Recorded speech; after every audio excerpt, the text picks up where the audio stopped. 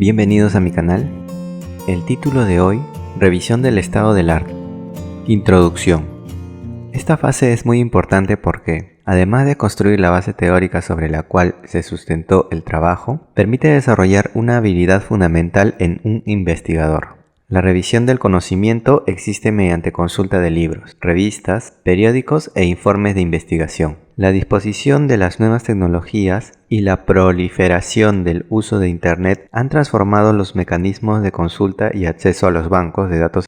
Sin embargo, la evolución tecnológica ha hecho de esta una práctica obsoleta, dado el tiempo que ello requiere. En la actualidad, una habilidad fundamental en un investigador es saber explorar la frontera mundial del conocimiento por medio de la consulta de bancos de datos electrónicos.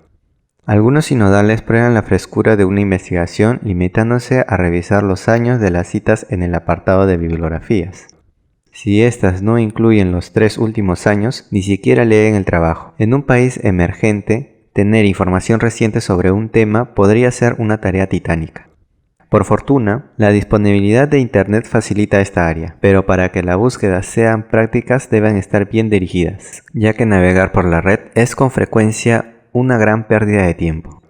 Una gran ayuda a la investigación es tener las direcciones electrónicas que pueden auxiliar a los estudiantes en esta ingente tarea. No obstante, previo a ello es necesario esbozar, así sea de forma somera, cómo se organizará el marco teórico. No puede uno crear nada original si no se conoce los descubrimientos más recientes en el campo. La organización del marco teórico. La organización del marco teórico es muy importante. Los investigadores novatos, por lo regular, piensan que la cantidad de hojas está relacionada con la calidad, pero no es así. Casi siempre el marco teórico debe iniciar con un proceso deductivo, que va desde la definición de los conceptos más básicos relacionados con el título del trabajo, pasando por el conocimiento clásico a los artículos, que presenta lo que se llama el estado de la cuestión o el estado del arte. Asimismo, se requiere consultar las investigaciones en curso, en especial las tesis de maestría y doctorado. El objetivo final de la revisión es encontrar modelos que expliquen el fenómeno que nos interesa estudiar. Observando las variables de manera cuidadosa, el investigador podrá percatarse de la manera en que fueron operacionalizadas, o dicho de una manera menos técnica, la forma en que se midieron las variables. En una tesis, el marco teórico se divide en dos partes, marco contextual y el marco teórico. El marco contextual ofrece al lector una introducción al entorno del objeto de la investigación. Si estamos ocupándonos de una organización en particular, el marco contextual será la situación que guarda la industria o el sector industrial a escala internacional y nacional, ubicando a la empresa en su importancia relativa dentro de dicho sector. El marco contextual es una cortesía para el lector no especializado y permite al tesista contextualizar las dimensiones de su aportación en su justa medida. Al elaborar el marco contextual, el investigador sabe bien lo que ha creado y puede entonces revisar la justificación de la investigación que había escrito y reescribirla si es necesario. No es exagerado decir que el tesista se hace más culto haciendo un marco contextual. Sin embargo, una duda surge con frecuencia: ¿cuál debe ser la extensión de este marco? La respuesta no es fácil y depende de lo descrito previamente. Si no hay nada interesante o actualizado, por supuesto la totalidad de esto debe formar parte de la tesis. Si ya hay muchas cosas publicadas sobre lo mismo, entonces el marco contextual debe ser breve. El tesista debe concentrarse en mencionar solo las últimas novedades e invitar a los lectores a consultar las obras especializadas que lo abordan. El marco teórico debe iniciar con los conceptos más elementales. La definición de cada concepto abordado en la tesis es un buen inicio. Siempre se deben buscar los tutores que hayan trabajado en el tema y los cuales proporcionan definiciones eruditas. Cuando esto no es posible, siempre se puede recurrir al diccionario de la Real Academia de la Lengua Española, pero lo más aconsejable es tener definiciones de autor. Las definiciones de diccionario solo son válidas en una tesis cuando el campo es polisémico, es decir, tiene varios significados. Con posterioridad, se debe estudiar a los clásicos del tema, para conocer las aportaciones capitales en el campo y ser capaz de entender las vanguardias y valorar las críticas y debilidades de los modelos clásicos. Un trabajo de investigación que se precise de ello debe estudiar los hallazgos más recientes, privilegiando aquellos publicados en tesis de doctorado y maestría. Para finalizar, se debe obtener los modelos que contengan lo que se llama evidencia empírica, es decir, que aporten datos y no solo juicios de valor sobre el problema, que expliquen cuantitativamente los fenómenos a estudiar. Dichas explicaciones por lo general proponen relaciones casuales y correlaciones, o dan sólidas descripciones. Cuando uno se refiere a modelos, se puede pensar en algo oscuro y complicado. Sin embargo, un modelo puede ser algo tan simple como los pasos que se requiere la aplicación de un programa de calidad.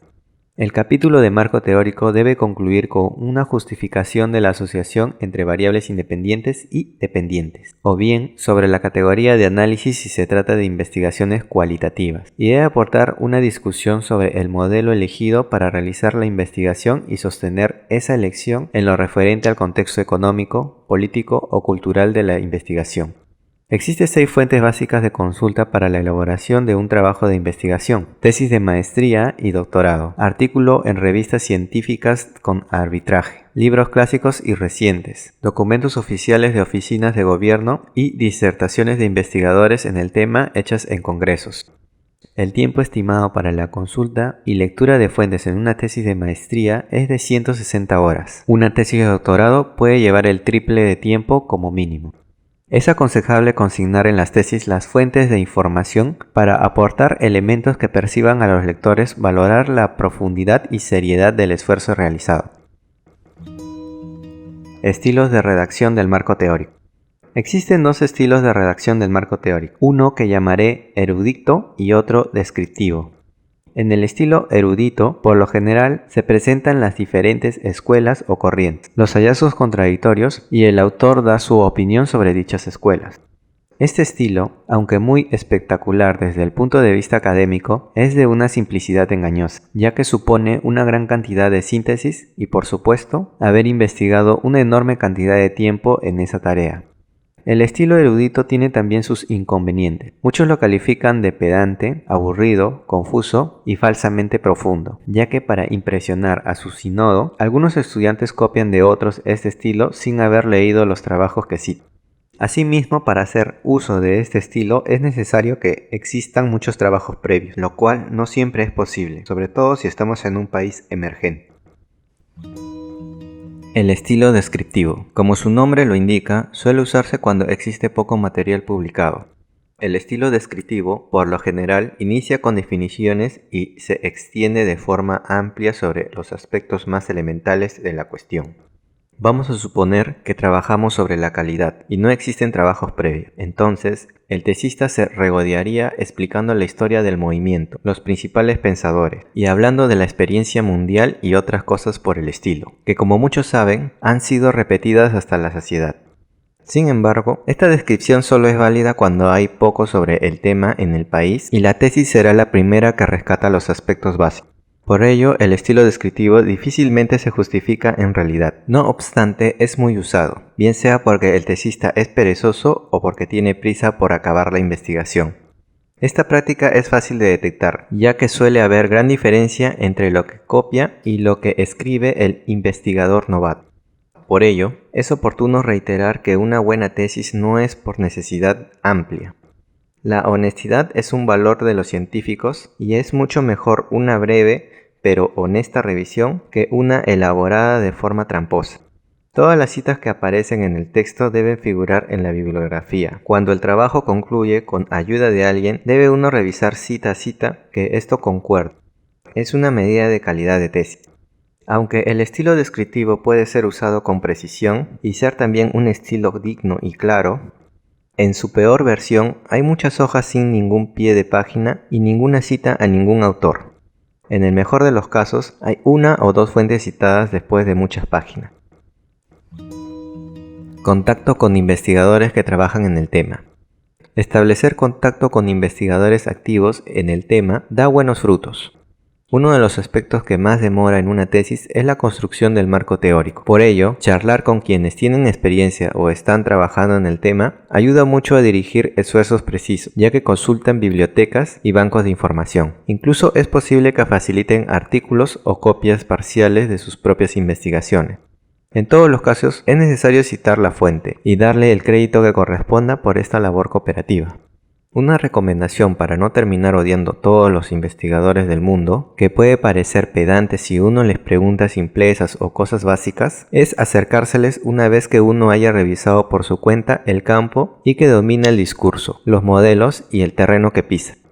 Para hacer productiva esta actividad, es necesario recordar que los investigadores son personas ocupadas, entonces no es raro que se desesperen ante preguntas inocentes que revelen un desconocimiento total sobre el tema. Si de alguien huye un investigador prestigioso, es de aquellos que le hacen perder el tiempo con tesis que nunca se llevarán a cabo, o sobre los que han tenido una idea al ver pasar un investigador. Si uno ya ha buscado por su cuenta cierto material, algo que puede ayudar y hacer interesante al investigador en nuestro trabajo, es ofrecerle alguna copia de la información conseguida.